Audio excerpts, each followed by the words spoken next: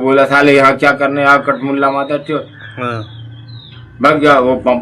পাকিস্তান চলে যাও এই ঘৃণ্য স্লোগান দিয়ে উত্তরপ্রদেশের প্রতাপগড়ে এক প্রবীণ মুসলিম হকারকে পিটিয়ে জখম করা হলো।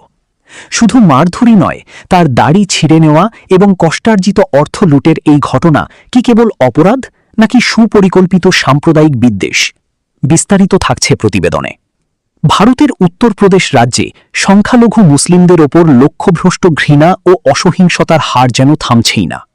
গত ২রা মে প্রতাপগড় জেলায় মাকসুদ আলী নামের এক প্রবীণ হকারকে নির্মমভাবে পিটিয়ে তার সর্বস্ব লুটে নেওয়ার এক ন্যাক্কারজনক খবর সামনে এসেছে।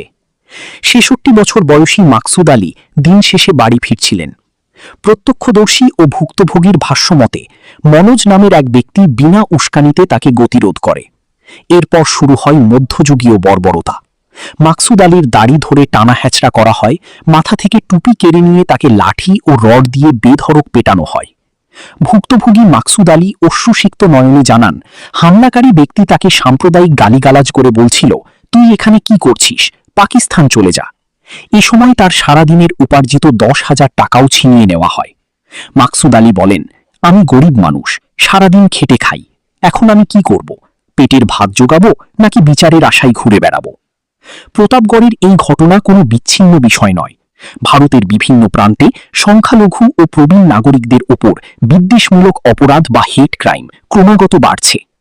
অভিযোগ উঠেছে যে ঘটনার পর পুলিশে অভিযোগ জানানো হলেও এখন পর্যন্ত কোনো কার্যকর ব্যবস্থা নেওয়া হয়নি। প্রশাসনের এই উদাসীনতা অপরাধীদের আরও সাহসী করে তুলছে।